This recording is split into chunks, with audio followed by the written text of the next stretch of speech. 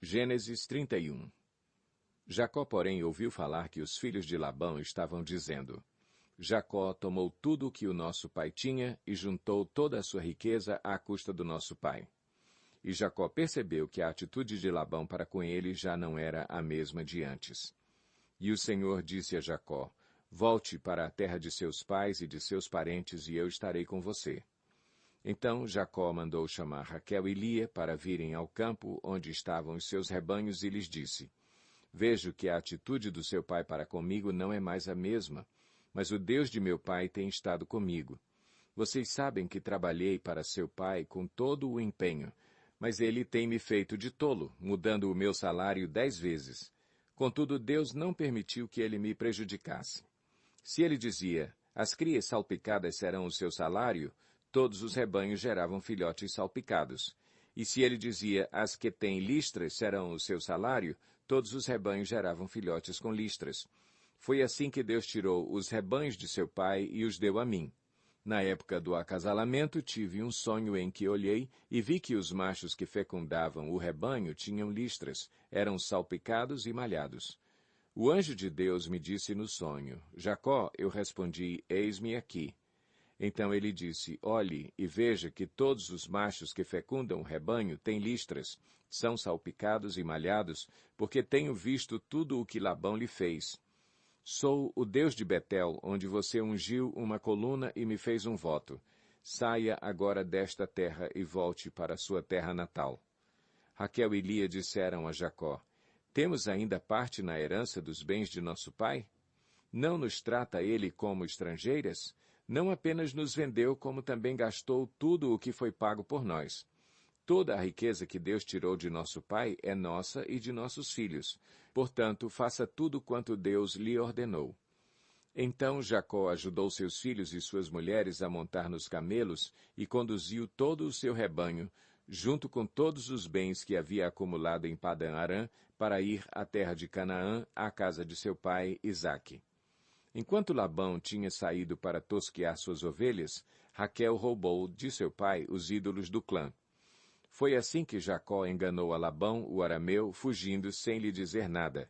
Ele fugiu com tudo o que tinha e, atravessando o Eufrates, foi para os montes de Gileade. 3 dias depois, Labão foi informado de que Jacó tinha fugido.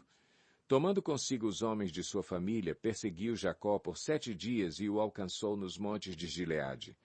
Então, de noite, Deus veio em sonho a Labão, o arameu, e o advertiu: Cuidado! Não diga nada a Jacó, não lhe faça promessas nem ameaças. Labão alcançou Jacó, que estava acampado nos montes de Gileade. Então Labão e os homens se acamparam ali também.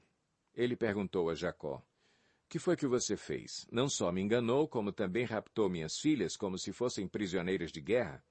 Por que você me enganou, fugindo em segredo, sem avisar-me? Eu teria celebrado a sua partida com alegria e cantos, ao som dos tamborins e das harpas. Você sequer me deixou beijar meus netos e minhas filhas para despedir-me deles. Você foi insensato. Tenho poder para prejudicá-los, mas na noite passada, o Deus do pai de vocês me advertiu. Cuidado, não diga nada a Jacó. Não lhe faça promessas nem ameaças.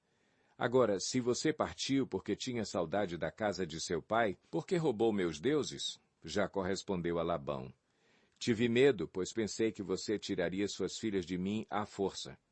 Quanto aos seus deuses, quem for encontrado com eles não ficará vivo.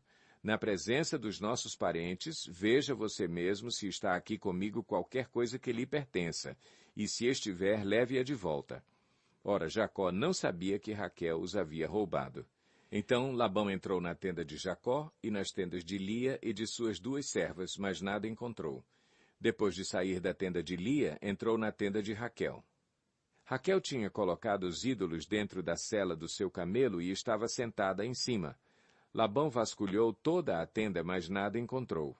Raquel disse ao pai: Não se irrite, meu senhor, por não poder me levantar em sua presença, pois estou com o fluxo das mulheres.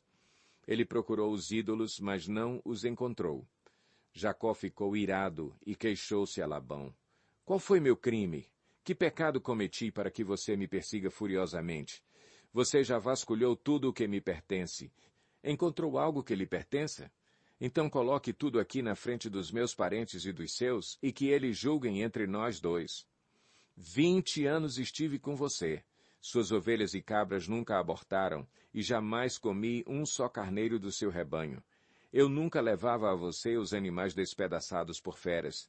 Eu mesmo assumia o prejuízo, e você pedia contas de todo animal roubado de dia ou de noite. O calor me consumia de dia, e o frio de noite, e o sono fugia dos meus olhos. Foi assim nos 20 anos em que fiquei em sua casa. Trabalhei para você 14 anos em troca de suas 2 filhas e 6 anos por seus rebanhos, e 10 vezes você alterou o meu salário. Se o Deus de meu pai, o Deus de Abraão e o temor de Isaque não estivessem comigo, certamente você me despediria de mãos vazias. Mas Deus viu o meu sofrimento e o trabalho das minhas mãos, e na noite passada ele manifestou a sua decisão. Labão respondeu a Jacó: As mulheres são minhas filhas, os filhos são meus, os rebanhos são meus, tudo o que você vê é meu. Que posso fazer por essas minhas filhas ou pelos filhos que delas nasceram? Façamos agora eu e você um acordo que sirva de testemunho entre nós dois. Então Jacó tomou uma pedra e a colocou em pé como coluna. E disse aos seus parentes: Juntem algumas pedras. Eles apanharam pedras e as amontoaram. Depois comeram ali ao lado do monte de pedras. Labão o chamou Jegar-Saaduta, e Jacó o chamou Galeede. Labão disse: Este monte de pedras é uma testemunha entre mim e você no dia de hoje. Por isso foi chamado Galeede.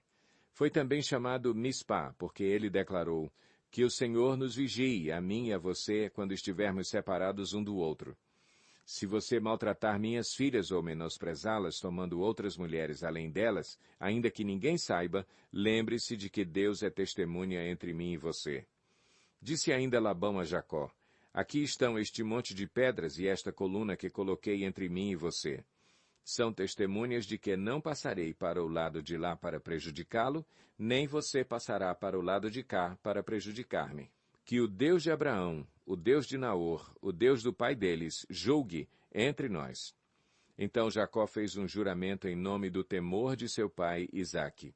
Ofereceu um sacrifício no monte e chamou os parentes que lá estavam para uma refeição. Depois de comerem, passaram a noite ali. Na manhã seguinte, Labão beijou seus netos e suas filhas e os abençoou, e depois voltou para a sua terra. Gênesis 32.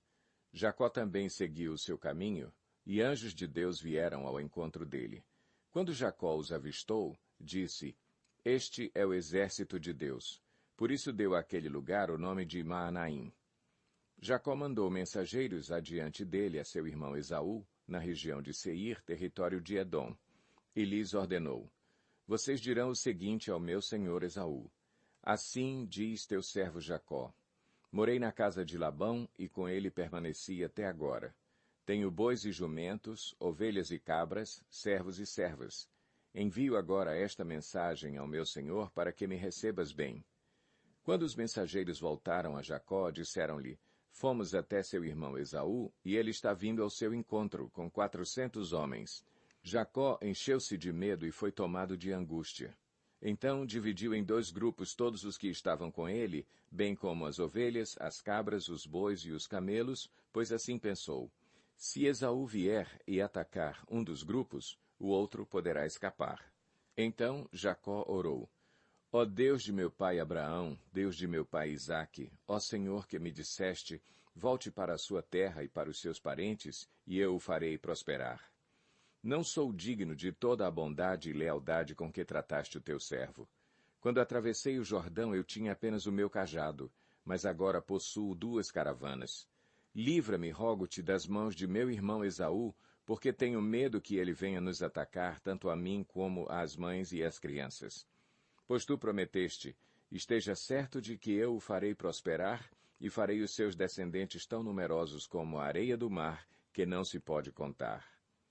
Depois de passar ali a noite, escolheu entre os seus rebanhos um presente para o seu irmão Esaú: 200 cabras e 20 bodes, 200 ovelhas e 20 carneiros, 30 fêmeas de camelo com seus filhotes, 40 vacas e 10 touros, 20 jumentas e 10 jumentos. colocou cada rebanho sob o cuidado de um servo e disse-lhes: Vão à minha frente e mantenham certa distância entre um rebanho e outro.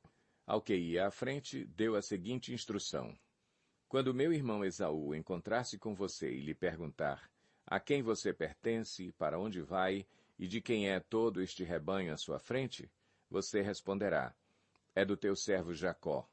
É um presente para o meu senhor Esaú, e ele mesmo está vindo atrás de nós.